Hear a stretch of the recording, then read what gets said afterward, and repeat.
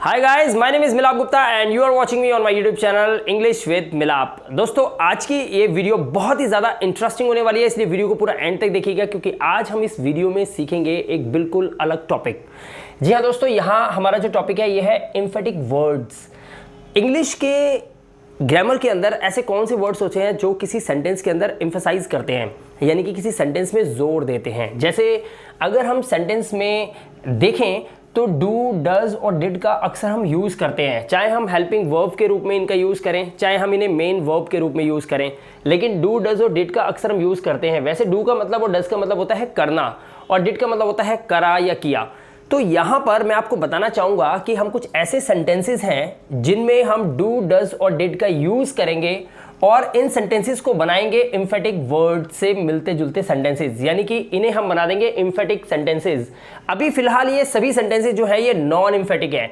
अब ये एम्फेटिक होता क्या है? इसका मतलब होता है स्ट्रेस डालना, अपनी बात पर जोर देना, किसी बात पर जोर देना, किसी काम पर जोर देना या सब्जेक्ट के द्वारा किए गए किसी कार्य पर जोर देने के लिए हम एम्फेटिक वर्ड्स का यूज करते हैं, जैसे जरूर, अवश्य या तो।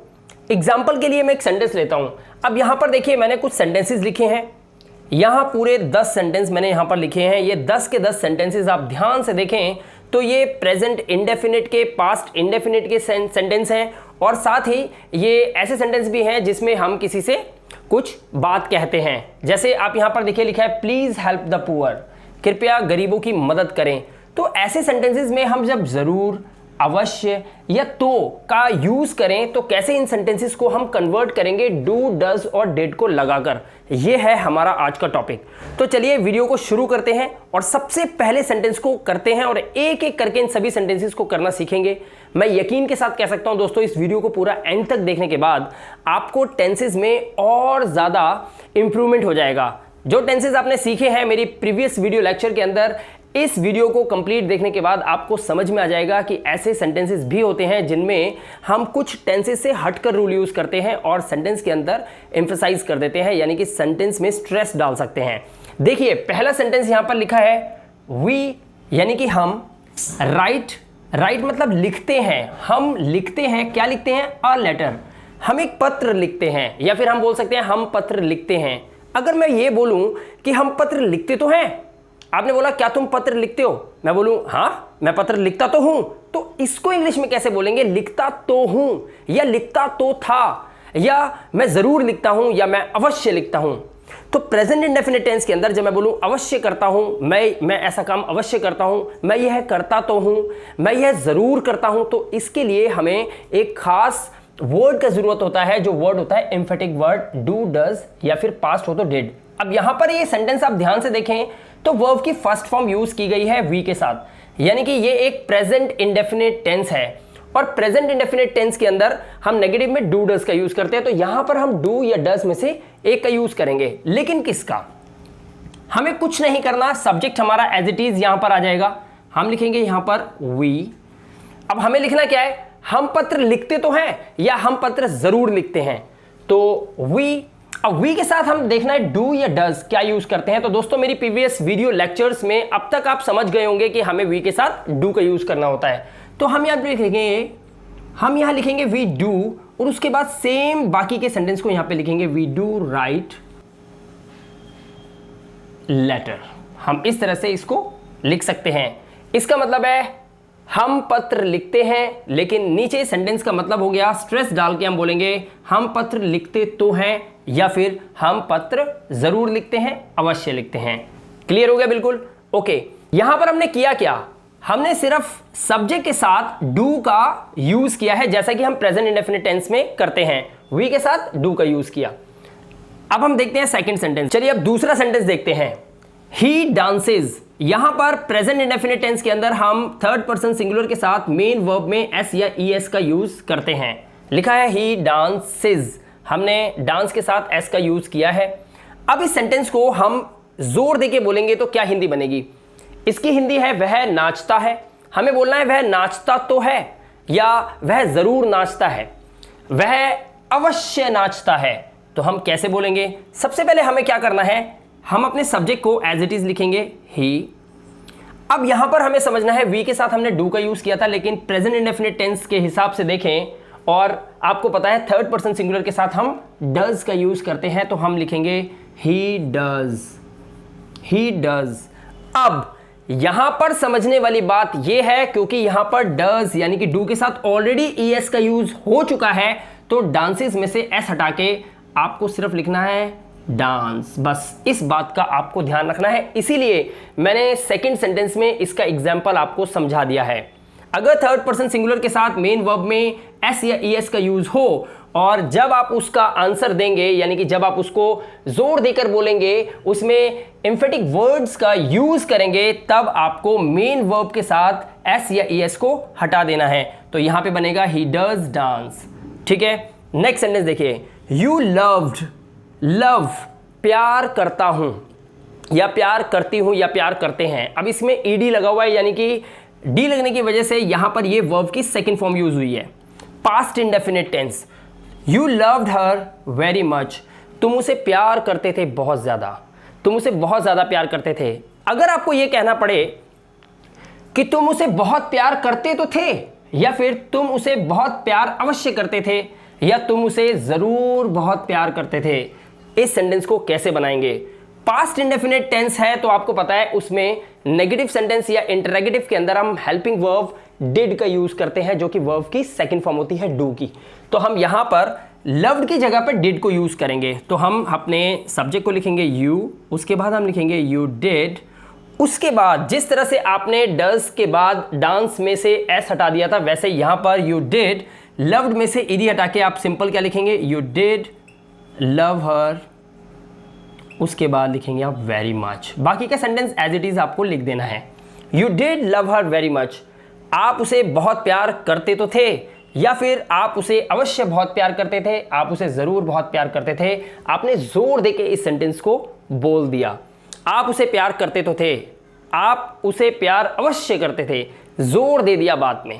तो यहां पर जोर देकर बोलना है, इसको एम्फेटिक सेंटेंस में कन्वर्ट करना है, तो आपने डिड का यूज किया है। ध्यान रखिएगा, वर्ब की सेकंड फॉर्म को वर्ब की फर्स्ट फॉर्म में कन्वर्ट करना है। और जब भी डू डज और डिड का यूज करेंगे तो आप देख सकते हैं मेन वर्ब से पहले करेंगे, मेन वर्ब से पहले करना है आपको इसका use. She told a lie, she told a lie, उसने झूठ बोला। अब मैं बोलूं उसे झूठ, उसने झूठ बोला तो था, तो इसको कैसे बोलेंगे? उसने झूठ अवश्य बोला था, उसने झूठ जरूर बोला था, या उसने झूठ बोला तो था। उसने शी, हम बिल्कुल अपने सब्जेक्ट को लिखेंगे शी। अब टोल्ड, क्योंकि वर्ब की सेकंड फॉर्म है, टेल की सेकंड फॉर्म टोल्ड, तो उसी तरह से डिड को यहां पर लेके आएंगे, शी डिड, और टोल्ड को क्या कर देंगे, tell, she did tell a lie. आप इस तरह से यूज करेंगे। उसने झूठ बोला तो था, यहां पर आपने डिड का यूज किया है। ठीक है, next sentence, have a rest now. अब यहां पर आप सोचेंगे कि यहां पर वर्ब क्या है, तो मैं आपको बता दूं यहां पर rest as a verb use नहीं है, यहां पे लिखा है अ रेस्ट। समझ रहे हैं आप? तो यहां पर हमने मेन वर्ब जो है हमारी हैव है, और हमें मेन वर्ब से पहले ही अपने एम्फेटिक वर्ड्स को यूज करना होता है, ये हमारा रूल है। तो यहां पर हैव लगाया हुआ है, तो हम क्या लगाएंगे, डू। तो कैसे बनाएंगे हम इसे, do have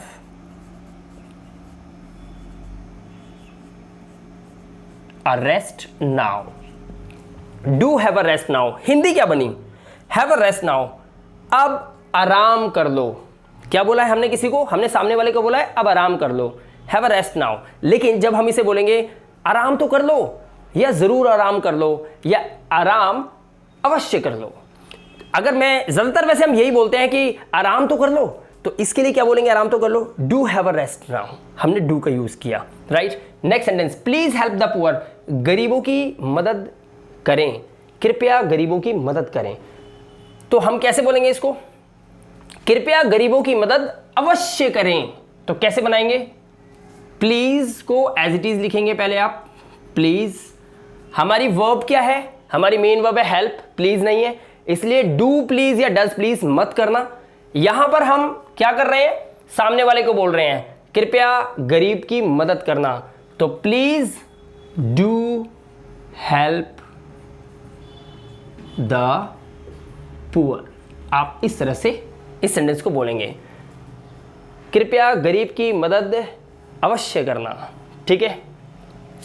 he bought a pen, उसने एक pen, buy second form use की है बॉट, उसने एक पेन खरीदा। अब इसको बोलना है उसने एक पेन खरीदा तो था, या अब बोलें कि उसने एक पेन अवश्य खरीदा था, उसने एक पेन जरूर खरीदा था।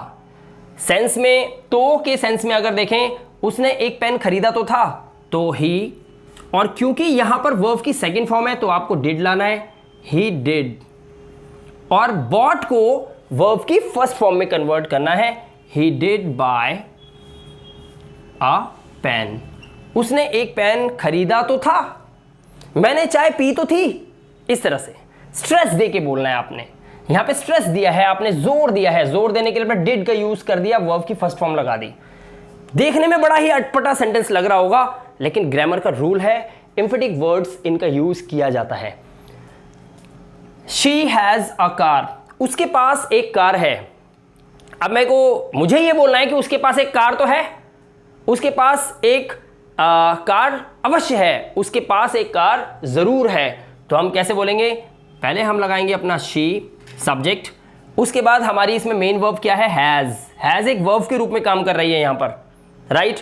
अगर आपको याद होगा तो हमने प्रेजेंट टेंस की कैटेगरी 2 के सेंटेंस में इसको सीखा था, राइट।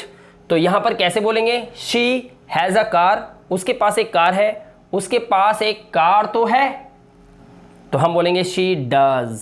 हैज के लिए क्या लगाते हैं हम, शी डज। लेकिन अब आपको ये एक बात मैंने क्या बताई थी, यहां पर जो हैज लगा हुआ है, अब आपको यहां पर हैज नहीं लगाना है, शी डज हैव करना है। क्या यूज करना है, she does have a car, बस ये ध्यान रखना है, क्योंकि मेन जो आपकी वर्ब है वो अब डज हो गई है। ये डू के साथ ईएस लगा हुआ है ऑलरेडी, शी के केस में डू के साथ ईएस लगा है, शी डज, तो हैज की जगह अब आपको क्या करना है, हैव कर देना है, she does have a car. ध्यान रखिएगा आप, यहां पर बहुत इंपॉर्टेंट है ये पॉइंट, ठीक है, ये पॉइंट बहुत ही इंपॉर्टेंट है। अब next, have faith in God, भगवान में विश्वास रखो। अब यहां देखो हैव का मतलब क्या होता है, कीप, रखना, ठीक है, भगवान में विश्वास रखो, हैव फेथ इन गॉड। अब इसको हम ऐसे बोल सकते हैं, भगवान में विश्वास रखो तो सही, बोलते हैं ना जोर देके किसी को, अरे भाई भगवान में विश्वास तो रख, भगवान में विश्वास तो रख, भगवान में विश्वास रख तो सही। तो ऐसे सेंटेंस को कैसे बनाएंगे हम, हैव फेथ इन गॉड हम लाएंगे डू को, क्योंकि ये हमारा प्रेजेंट की कैटेगरी 2 का सेंटेंस है, तो प्रेजेंट में ही हम इसको यूज करेंगे, तो हम लगाएंगे डू। तो कैसे बोलेंगे, डू, क्योंकि हमारी मेन वर्ब है, और मैंने आपको बताया कि एम्फेटिक वर्ड्स जो है इनका यूज हमेशा मेन वर्ब से पहले किया जाता है सेंटेंस के अंदर, ठीक है। तो do have faith in God, clear है बिल्कुल, कोई डाउट तो नहीं है, ओके। नेक्स्ट, कम इन, हम बोलते हैं ना अंदर आओ। अगर मुझे बोलना हो अंदर आओ तो सही, या मैं बोलूं हाँ तुम अवश्य अंदर आओ, जरूर अंदर आओ, जब हम ऐसा बोलेंगे जोर देकर, एक तो नॉर्मल बोल देते हैं अंदर आओ, एक बोलते हैं जरूर अंदर आओ, तो कैसे बनाएंगे, जब आप जोर देके बोलेंगे तो कम इन, आप बोलेंगे डू कम इन, जरूर अंदर आओ तो सही, या फिर अवश्य अंदर आइए। इस तरह से आप इसको बना सकते हैं। दोस्तों आई होप कि आपको एम्फेटिक वर्ड्स डू, डज और डिड के इन सेंटेंसेस से लगभग आइडिया लग गया होगा कि कैसे हम प्रेजेंट इंडेफिनिट या पास्ट इंडेफिनिट सेंटेंस को या फिर सिंपल सेंटेंसेस को आसानी से डू, डज और डिड लगाकर एम्फेटिक सेंटेंस बना लेते हैं, यानी कि स्ट्रेस वाले सेंटेंसेस बना सकते हैं। तो इसके नियम थोड़े से अलग है, जैसे कि आज आपने इस वीडियो में सीखा, लेकिन लगातार आप इनकी प्रैक्टिस करते रहेंगे तो ये आपकी टंग पर आ जाएंगे और आप इनको बोलते बोलते हैबिचुअल हो जाओगे। फिर आपको किसी से बात करते समय सोचना नहीं पड़ेगा कि हमें डू लगाना है या डज लगाना है या डिड लगाना है। सारा खेल प्रैक्टिस का है। लगातार वीडियो आती रहेंगी ऐसे नए नए टॉपिक के साथ, क्योंकि हमने अपनी प्रीवियस वीडियो के अंदर टेंसेस कवर अप किए थे और मेरी एक एक करके सभी टेंसेस की वीडियो सेपरेटली मैंने अपने इस चैनल की वीडियो की प्लेलिस्ट के अंदर सारे चैप्टर्स आपको करवा रखे हैं। आप वहां जाकर एक एक टॉपिक को क्लियर कर सकते हैं। साथ ही नए नए टॉपिक्स मैं आप लोगों के लिए लेकर आता रहूंगा, आता रहता हूं। और एक अनाउंसमेंट और छोटी सी मैं यहां पर करना चाहता हूं, अगर आपने वीडियो को यहां तक देखा है तो बहुत जल्द प्ले स्टोर पे हमारा एक ऐप लॉन्च होने वाला है, जिस ऐप के अंदर हम आपको देंगे खूब सारी प्रैक्टिस एक्सरसाइजेज जो कि आप घर पे होमवर्क के रूप में प्रैक्टिस कर सकते हैं, और वहां पर हमारी कुछ वीडियोस भी होंगी जिनको आप देखकर और ज्यादा अच्छे से प्रैक्टिस कर सकते हैं। चैनल पे पहली बार आए हो तो चैनल को सब्सक्राइब जरूर कर लीजिएगा और वीडियो को लाइक और शेयर जरूर कीजिएगा। और मैं मिलूंगा आपसे अगली वीडियो में, तब तक के लिए अपना ध्यान रखिए, सुरक्षित रहिए। Thank you very much and have a good day.